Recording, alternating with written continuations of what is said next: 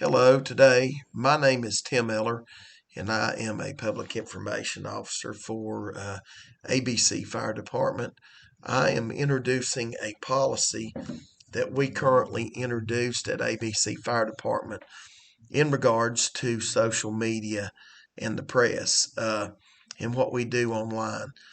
Having an online presence is a very important thing that individuals do in the online community to promote public education services, events, and things of the like.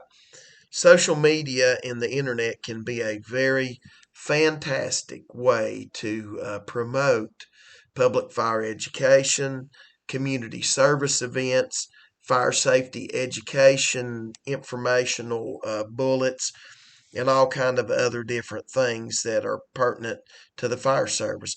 However, there is an inevitable determinant risk when you deal with social media as a personal individual. Even though pretty much, you have a bona fide free right to speech, there is certain parameters that must be undertaken when you're an employee because to some degree you're a semi official of that department even when you're off duty, even when you're providing information to your own personal Facebook account and things. There has to be a great deal of care and concern that you utilize going forward with such downloads, such prints, and things like that, especially while in uniform or especially while doing things that might portray you or your employment with the city in a negative light.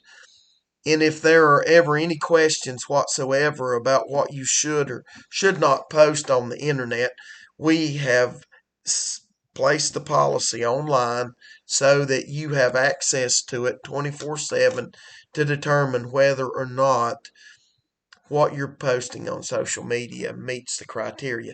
We're not trying to infringe upon your personal rights as an individual whatsoever.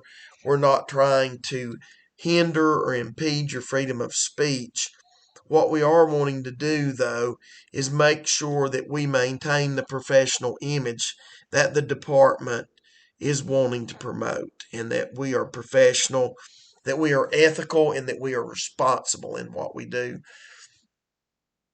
Some of the questions that come up about this policy were, what are some of the ramifications of violations of this policy?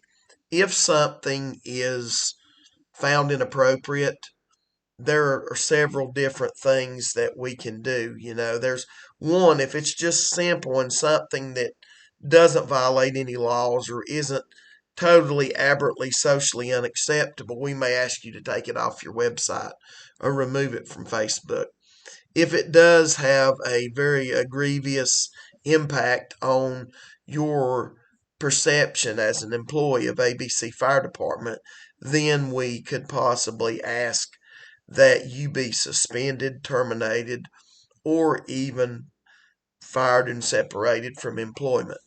It is very important that you take what you do on your personal media accounts seriously. It's also important that you don't post anything about incidents that would ever include personal information about patients or about people that we serve in the community. This always comes into play when we're talking about people ask what types of incidents might apply to this scenario.